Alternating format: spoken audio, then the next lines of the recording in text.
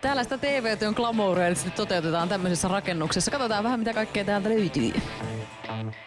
Näiden ikkunoiden ja ton oven takana tehdään kaikenlaisia päätöksiä ja myös siellä Extran tiimi raivokkaasti naputtaa tietokoneitaan. Ja tässä nähdään muun muassa todistusaineistoa PP-talosta.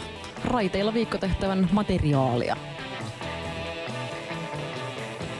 Täällä suunnassa edit-kopeissa editoijat tekee työtään ja rakentaa noita illan ohjelmia. Työryhmäkin on tässä seinällä esiteltynä, ettei vaan kenenkään nimi unohdu. Ja tässä kämpässä työryhmä sitten ruokailee aina välillä, kun kiireeltään ehtii. Nyt ei ole ketään, ei ehdi syödä. Tässä on Jukin kirjatori, josta voi ostaa kirjoja. Täältä löytyy lisää edittikoppeja ja sitten koska tätä ohjelmaa myös tallennetaan, niin on tietenkin tärkeää, että piipahtaa arkistossa. Arkiston likat ovat täällä työn touhussa. Täältä löytyy siis valtava määrä nauhoja, missä on selvitystä siitä, että mitä kaikkea on PP-kauden aikana ehtinyt tapahtua. Mikään ei jää siis salaisuudeksi. Sitten suunnataan kohti jonkinasteista pyhintä osaa tässä rakennuksessa, nimittäin Talk Show-studiota, jossa aina sunnuntaisin tapahtuu kaikista eniten. Täältä näyttää Talk-studion takana, jossa on taas sitä miehiä purkamassa ilmeisesti koko laitosta. Ja tästä päästään itse Talk Show-studioon, mikä nyt näyttää tällä hetkellä melko rauhalliselta, kun mitään ei tapahdu juurikaan tänään. Sunnuntainahan tää mesta näyttää aivan toisenlaiselta, kun kaikki nämä penkit täyttyy hurraavasta ja huutavasta yleisöstä. Ja finaalilähetystä varten tänne on lisätty jo tommosia superpenkkejä ja lisäyleisölle siis tilaa. Tästä keskeltä me sitten Susannan kanssa juonetaan showta ja tuolta ovista astelevat ulos asukkaat. Ja huomenna PP Extrassa me päästään itsekin noista ovista sisään. Ei taloon asti, vaan siihen paljon jännittävämpään, nimittäin kamerakäytävään.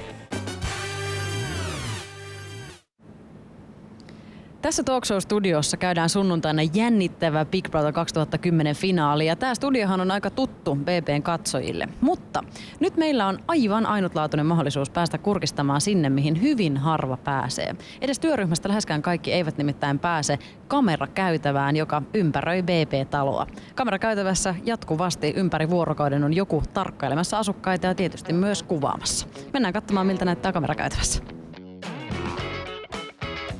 Nämä ovet ovat siis ne, joista asukkaat häädetään talosta ulos tullessaan.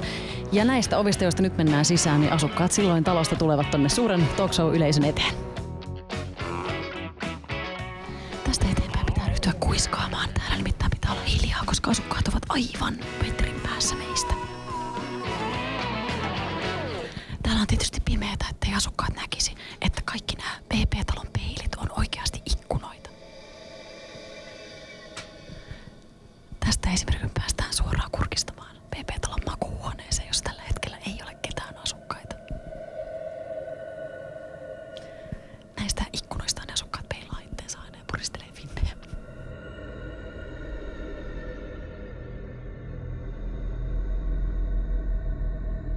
Tää kamerakäytävä kiertää koko PP-talon myös piha-alueen. Ja kuten näette, nyt näiden ikkunoiden läpi me nähdään, kuinka siellä ne asukkaat möllöttävät tutuilla sohvapaikoillaan.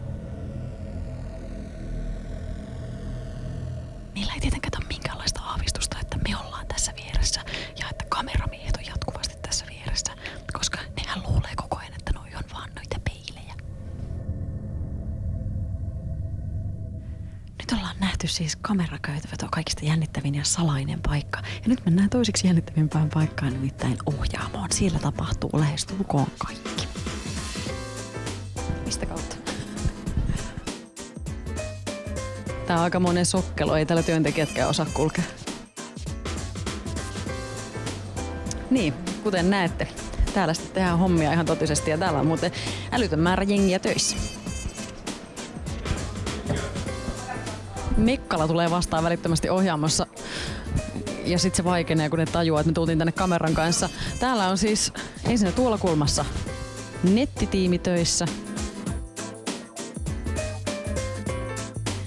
Tuolla toisessa pulpetissa istuu feed-ohjaaja aina, joka valvoo vuorokauden aina asukkaiden toimia ja sitten koostaa niistä aina illan jakson. Tässä istuu RCOt ja kuvamiksaajat. Kuten näette, niin työyhteisö on tietysti erittäin hyvinvoiva ja aina pidetään huolta siitä, että hartiat ovat kunnossa. Tämä on tuttu näky ehkä jollekin BB Extrasta, tosin tämä tehdään nyt toiseen suuntaan tämä reitti. Tänne päin kun kävellään, niin saavutaan sille paikalle, josta tätä BB Extraa päivittäin tehdään. Ja tässähän se tuttu skriini sitten jo onkin.